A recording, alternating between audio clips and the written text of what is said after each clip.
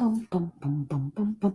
Hey, kia ora. Helen Brahms here, coming to you live from Surprise in Arizona. Hope you're having a super fantastic sparkling day. Welcome to Before the Dirt Nap podcast number 1711. It's Sunday Fun Day. So how was your Sunday Fun Day? What fun stuff did you get up to today? We had a little bit of a lazy start. Well, yeah, kind of a lazy start this morning. We went for our walk. We came back, and of course, I'm coming down the street and I'm looking at my front yard. I don't know if I told you the story yesterday. So yesterday in my journal, God, my hair's a mess. Mind you, it's just been washed, so it's going super curly right now and completely out of control. So deal with it. So yesterday I wrote in my journal that because part of my thing to do yesterday was to do my yard work. And so I said in my journal that I was full of love and gratitude for how amazing my front yard looked after cleaning it up. An amazing job that was done with cleaning it up and all that sort of stuff. So, I had a couple of different entries in there relating to how good my front yard looked and after doing the cleaning job and weeding it and mowing it and all of that sort of stuff. And I've been outside for all of like maybe 10, 15 minutes at the tops. And I was using my little push mower. I don't have an electric one or a motorized one. It's human powered operated, and the lawn had gotten a little long, so it was struggling a little bit, but I was having fun. I was sort of like, I'm taking out aggression. I'm taking out aggression on the grass and everything, and with this mower, and I'd done a pretty good job up until this point. And then this landscaper pulls up. Now I will tell you this, on the weekends we never see landscapers in our neighborhood. And we're talking with the pickup trucks with their stuff on the back, with a trailer on the back where they put all the clippings and weeds and everything. You put all their garden waste. You never see them in our neighborhood on a weekend. So this straight away was sort of like, there's a landscaper here and he's talking to me. He wanted to know if I needed some weed spray to spray. He wanted to know if he could spray my weeds. And so then I asked him what it would cost to mow the lawns, do all the trimming, clean up the weeds, because there were a few weeds. I mean, we'd had a lot of rain and there's been a lot of winds blowing around, so a lot of weed seeds have been blown around, and so some of them have gotten a little out of control. And it's amazing how many weeds have popped up since Monday. We'd had rain Sunday, Monday, and I'm there on Saturday, and I'm looking at these weeds going, oh, God. I just cleaned a whole bunch of weeds out on Saturday, and here it looked like I hadn't done anything. So I was like, damn it. So I knew this was going to be a long day. And he pulls up, and so I ended up asking him how much it was going to cost to do that, and he gave me a price, and I thought, yeah, I really can't afford that, but I'm going to do it anyway. And so agreed to that, and he was out there for working for about an hour and a half to get everything cleared up. He got rid of all the large weeds, he sprayed all the small weeds, he cleaned, he weed whacked or did all the trimming and everything, and even got, because around bottom of my palm trees I had this patch of grass, and I was like, how the hell am I supposed to get this up? Because I have I just have small gardening. I have small gardening implements, so like a little hand shovel, little trowel, and this thing that's got 3 prongs on it that you use to whack the thing so you can get the weeds out, and just small handheld stuff that's about this long. He gets out there with a shovel. He got that. I will tell you this: the bottom of that palm tree no longer has grass around it. I can see all of the bricks around the edge of the lawn. I couldn't see them before because the grass had kind of overgrown and taken control of all of that. It was all cleaned up. All the weeds from between those bricks were gone. I was in, and so last night when I'm walking home, I was like, the front yard looks so good. This morning I got out there and I was like, oh, this looks really, really good. And so I went for a walk, and as we're walking down the street, I look back and I see my yard. I'm looking down and I see my front yard, and I'm like, that looks so good. And of course, I'm walking along and I'm seeing everybody else with my front yard looks clean and tidy compared to everybody else's. So I was super impressed with the job. And so now I'm like thinking maybe I'll get him back and he can tackle the backyard for me. It's becoming a forest out in the backyard with weeds. It's that bad out there. I've got some that like around 2 to 3 feet high. Yeah. And my sinuses can't handle it. So we'll probably get him back to do the backyard. But anyway, so we got back from our walk, and I thought, what am I going to do for breakfast? Now, I had seen this thing on TikTok for making cottage cheese bread. And I thought, well, that looks really good. So it was a cup of powdered, I'm going to do 2 of those. I just love this thing. So it was 1 cup of powdered egg whites. And I'm like, again, it hadn't even in parentheses, it says, do not use liquid eggs. And I'm like, okay. So a cup of powdered egg whites, a cup of water, a cup of cottage cheese blended, and I will tell you about the blending incident in a moment, and then 3 to 4 tablespoons of cacao powder. And so then you put the water in with the eggs and you mix it all up until you get stiff peaks. And I'm like thinking, okay, well, why do I have to use powdered eggs for this? I'm following the recipe for the first time, and I'm like thinking, for the next time, I'm like, I can beat egg whites to stiff peaks, no problem at all, because I do it whenever I make a pavlova.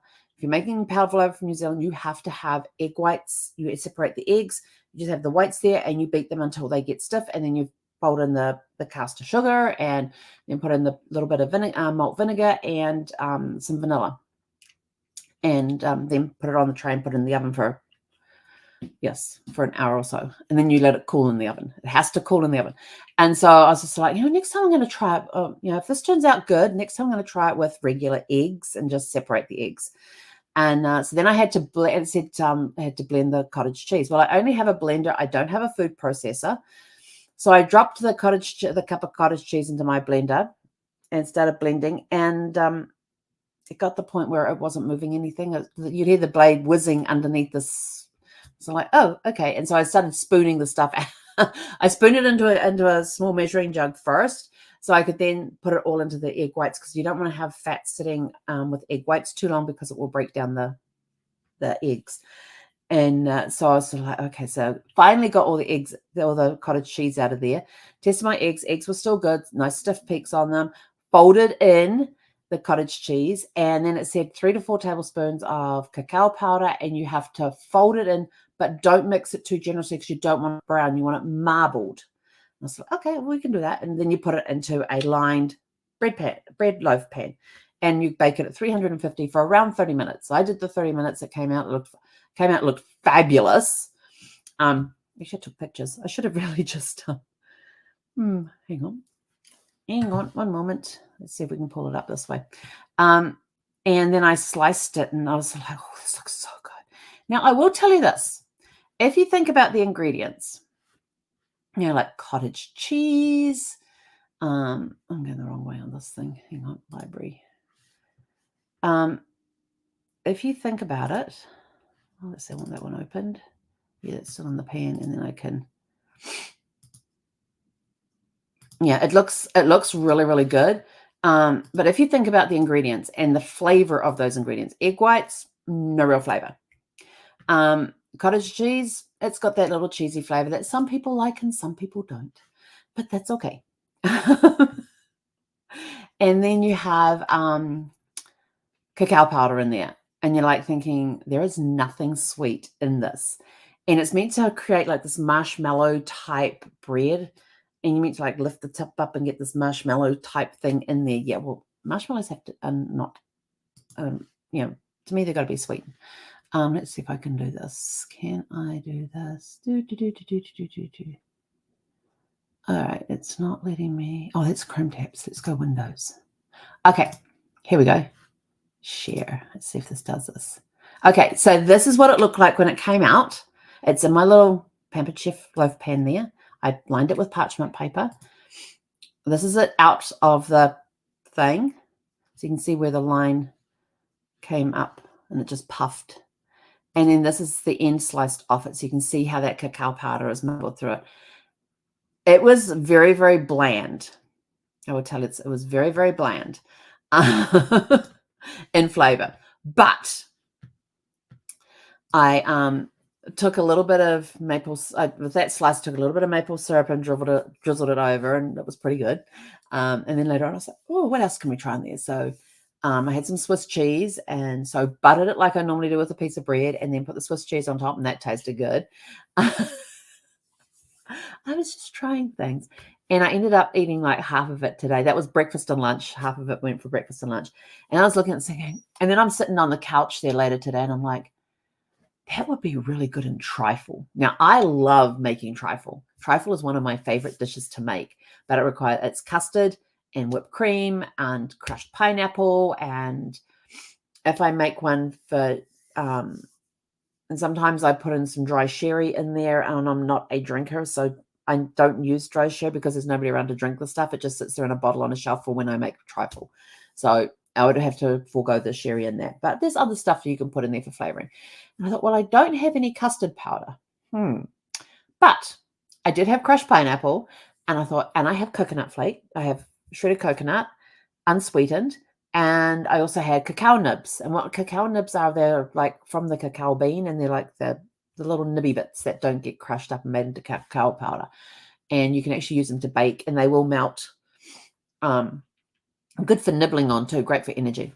And so I went and I got the last portion of this thing, and I chopped it up into chunks and threw it in a bowl, and I layered it, did the layers with it. So it's got the, I put the coconut in there, I put the cacao powder in there. Oh, and I put marshmallows in. I have some marshmallows left over from a while. So I thought, well, let's get them, and we'll put a few in there and put some crushed pineapple on, and just kept building it up until I got it all done in a bowl, covered the bowl over. It's sitting in the refrigerator and marinating. Although I did, before I came in here, I did stir it to make sure the juices aren't sitting at the bottom. But I'm trying to think what else I can put in there, just put a bit more juice into it. But it smells good. So I'll give you a report back on that later.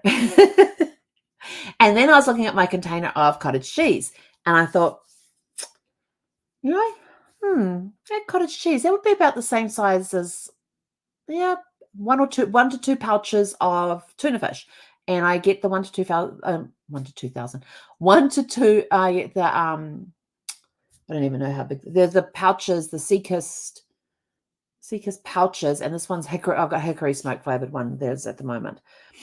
And so I grabbed 2 pouches, and I took one off, and I emptied it into what was left in the cottage cheese container, and mixed it all up, and got my Worcestershire sauce, my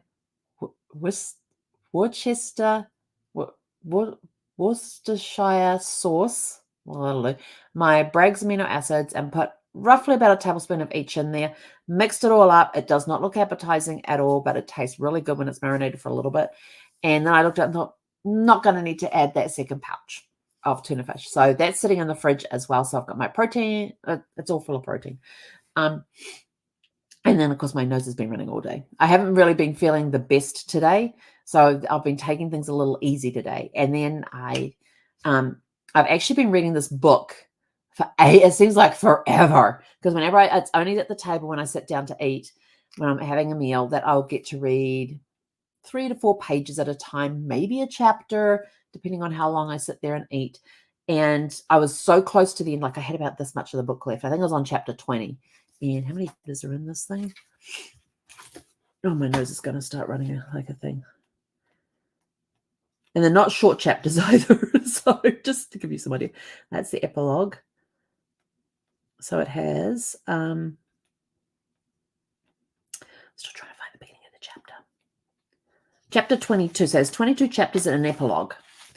And I was on chapter 20. I thought, I'm going to sit down, I'm going to relax and read this thing. So I laid out on the couch with a real book in my hand and finished the last 3 chapters of the book. So it was chapter 20, 21, 22 in the epilogue. Sorry, 4 chapters.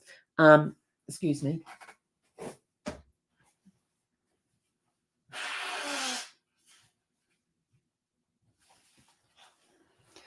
Gotta love allergies. And so I finished this book today, and this is a book that has had me laughing and crying through the entire thing. And when I read what it was about, I was sort of like, I'm not really sure about this book, but I will tell you, it turned out to be a really good story, a really good book. The characters very well developed, and you got to know the characters very well, and you started having feelings for these characters and things, like if any good book should. And it's called Under the Whispering Door by TJ Klune.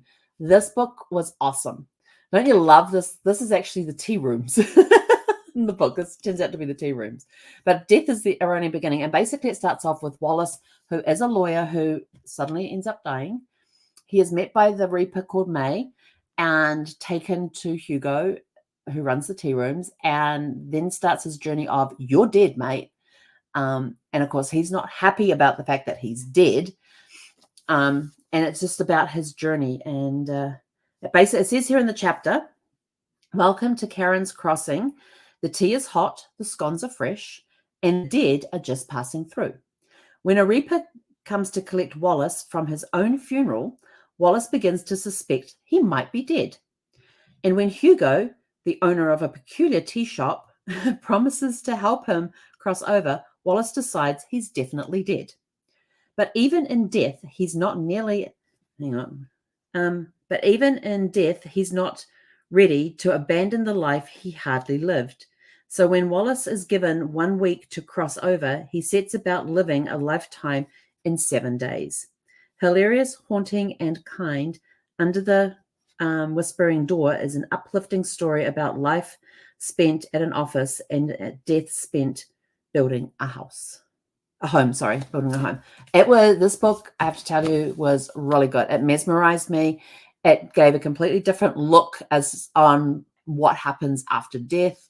The stag definitely comes into play. There's a big stag here. He comes into play in the book as well. Little scooter here. But this is the tea rooms drawn exactly as it's described in the book, which is really cool. Whoever did the illustration did a great job on that. But this book had me laughing, crying, and just really getting to know these characters and feeling for them. And one of those books where it's sort of like you get towards the end and you're like, I really don't want this to end, but I want to find out what happens. So and it's just very interesting how a guy who is dead, how he figures out that he's dead and figures out about his life and how he lived his life and undergoes some changes. But it's a really, really cool book. And I don't even remember who recommended it to me, but I ended up getting the book. Maybe it was one of those. Where did I get this one? Maybe it was one I picked up from Barnes & Noble one time on like a specials table, or was it one of those ones that was those mystery books? Every night, sometimes when I go into Barnes & Noble, they have these mystery parcels. It has the ISBN number on it, so you could really go look it up if you wanted to. But they have a set price on there. They kind of give you like bullet points of what it's about. So you're really buying a book without knowing what it is, unless you look up the ISBN number, which they've written on the outside. And you go up and you pay for it. And when you get home, you then unwrap it. And it's a brown paper wrapping. I don't know if they still do them or not. And there's some really cool books that you can get that way. And you get authors you may not have known of, because they basically don't even tell you who the author is. They will tell you if it's fiction or nonfiction, but that's about it. But so I don't even remember where I got this one, or if somebody recommended it, but I really enjoyed it. So if you're looking for something different to read in a novel, Under the Whispering Door, it was a really cool book. And so I was glad I got to finish that today. And then Zeffie wasn't feeling 100%. I wasn't feeling 100%. So we just kind of lazed for today and just took care of us. And because it was in the 70s today, we went and sat outside on the back patio, and Zeffie did her thing of going into her running area and laying down in the sun and wandering around the yard and things. And I just sat there in my chair and just was.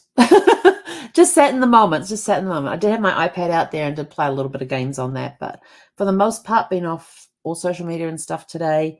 Although I will tell you, I did get dragged into I was watching reels and shorts and those sorts of things. And I will tell you, there were some hilarious videos out there today. There are ones of cats being like ninja cats escaping out of places. There was different ones with babies.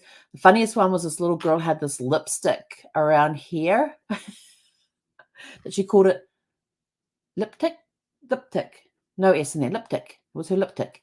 And her dad said to her, says, have you got makeup on? And she says, it's my lipstick. And he then asks her, well, who told you could put that on? I told myself I could do that. She had told herself she could do that. And he goes, well, where did you get this lipstick from? And she turns around and she says, I bought it. You bought it, did you? Where did you get it from? Home Depot. I'm like, yeah. So there was I did watch some videos and stuff today, like on TikTok and YouTube Reels and stuff. And the funniest ones were sitting in sometimes I get some kind of serious ones in there. Today it was just funny video after funny video after funny video after funny one after funny one. And then I got caught living, what's his name? Livingston. So there's this young guy that's seems to be all over the place at the moment. He's always in my feed. He's called Livingston, and he's got his own, he's a singer-songwriter and music producer. He's all of 21. And his songs, I don't know what it is about his songs, but he has sucked me into his music. He has some really cool songs. So if you want to look up Livingston Music as his handle on just about all social media, and just listen to his songs. They're just absolutely, I find them brilliant. He's actually doing a 30 concert tour where I think he's headlining. I'm not sure on that one. But I know he's doing a tour, but his voice is just very unique. His music is unique, and it's all brand new. It's, he's a singer-songwriter, and it's all stuff that he's written, and just really, really cool. And I've got a couple of favorite songs that I like of his, but so I watched some funny videos today, which of course, laughter is the best medicine out there. It always helps you feel better and everything else. But then getting to sit and listen to some really cool original music was awesome. And especially by somebody who is new and upcoming. And one of his things, he showed the thing that was like 36 million downloads of his songs. And I'm like, wait, what? 36 million, over 36 million downloads of his streaming of his songs. I was just like, wow. And he even shows statistics. He's looking on the thing, and one viewer had watched one of his videos 68 times in one day, and I'm like, I could probably do that, but I didn't. So anyway, his name's Livingston, and that's his first name. So go check out his music. It's just type in Google Livingston into YouTube, Livingston Music, and his channel will come up, and it's really, really cool. Like I said, very good, great lyrics. And where does it have his story? It might be on his YouTube channel, where he has how old, he's 21. He's a singer-songwriter, music producer, and he started writing songs because of his anxiety. And so a lot of that comes out in his music, and his music is directed towards helping you get through those anxious moments and the depression and that sort of stuff. So really, really cool. But that's it from me for today. I'm going to go take a walk. It's as simple as that. You want to go for a walk, Zephy? She's like, yeah, okay.